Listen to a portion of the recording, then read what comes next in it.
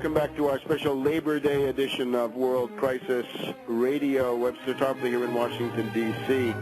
Now, from this perspective of looking at a left challenge to Obama, left anti-war, pro-New Deal, pro-labor, anti-Wall Street challenge to Obama in the primaries, as well as getting some candidates in that direction going in the 2010 election.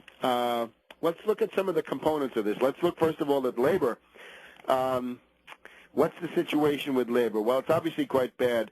You have this guy, Rich Trumka, who comes from the United Mine Workers Union, and he now seems to be the new head of the AFL-CIO. This is not good. I'm afraid I have to ask some questions. I've been following this guy's career for the past 10 years or so. About 10 years ago, there were all kinds of rumors that Trumka was about to be indicted by the Department of Justice under Clinton. This is sort of the Abscam Brylab division of the Department of Justice. And now he's the head of the AFL-CIO. And I think you have to take everything Trumka says with a grain of salt. You know, some of these unions have been put into receivership by the Department of Justice, right? The Teamsters were run for a while by government-imposed commissars. That was under Clinton. I'd have to ask, dear Trumka, what is your relation to the Federal Witness Protection Program? Have you been threatened with indictment, and are you being blackmailed by the government to say one thing and not the other? And is there some kind of shadow over you based on these old charges that could be revived? And could you be manipulable, blackmailable in this sense? Because we know that government extortion is quite a common thing against the labor movement. Let's also look for a second again at the AFSCME Committee, the American Federation of State, County, Municipal Employees and related unions. What is the impact on AFSCME Committee when you have these furloughs everywhere that they're trying to challenge in some cases? They seem to be losing in the courts. We've had Obama supporting and validating through his nomination of Geithner for the Treasury and his confirmation of Bernanke. Obama's a big supporter of the bailout. I think in many ways all of Obama's troubles right now begin with his fateful decision, which really was not his decision at all, made by his masters, to support the $700 billion bailout for Wall Street, and indeed to arm twist the Black Caucus, to force them to do what they otherwise wouldn't do, i.e. vote for that monstrosity. So now we got all kinds of government money going into parasitical financial institutions, banks, brokerages, money market funds, insurance companies, credit card companies, anything that's financial and parasitical, you get 0% credit. But what happened to the states?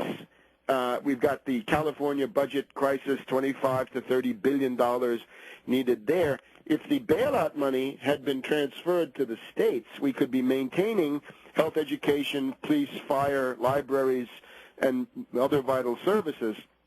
It's not happening. So therefore, all the states from California to Maryland are all engaged in furloughs in New York and Illinois and all the rest of them. Right? Governments are shutting down. Rhode Island shut down for a day. Court battles, labor movement losing. Is this not also a conscious union-busting strategy by Obama, realizing that if you don't transfer money to the states to maintain essential services, the cuts and the austerity will be gouged out of the unions? The other question, of course, the teachers' union. You got this Arnie Duncan. During July, August, there was a lot of noise about Obama's $4 billion, which he's dangling as bait to states, municipalities, counties. It's bait to set up charter schools, to impose merit pay, to abolish seniority and tenure, and generally to bust the teachers' union. It couldn't be more clear. The baseline commitment, you could see with Obama even during the election campaign, he demanded merit pay because his family business, from the Ford Foundation to the Joyce, the Woods, the Gamaliel, the Annenberg, and the MacArthur, is to bust unions. That's what foundation operatives do. They are pimps, poverty pimps. They're union busters. They're scabs.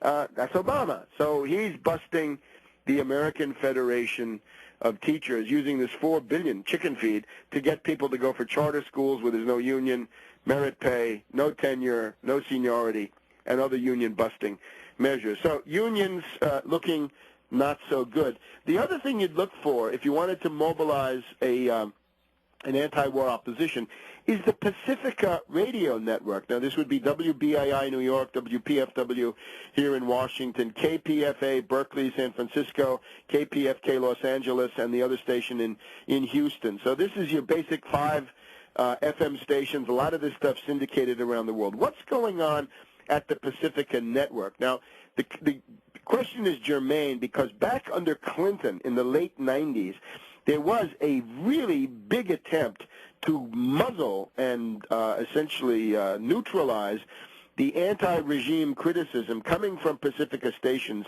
against the left flank of Clinton Gore in those days.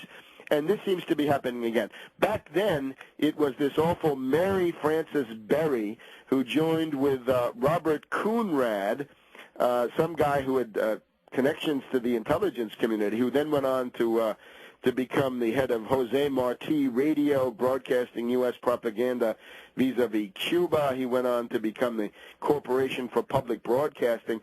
They tried to muzzle and essentially denature the Pacifica network. Now, this time around, the main perpetrator, the main operative who is essentially trying to take down the Pacifica network is a certain Grace Aaron. Grace Aaron being the chair of the National Board of Directors of Pacifica. She's also interim executive director. Her roots are thought to go into the area of Scientology.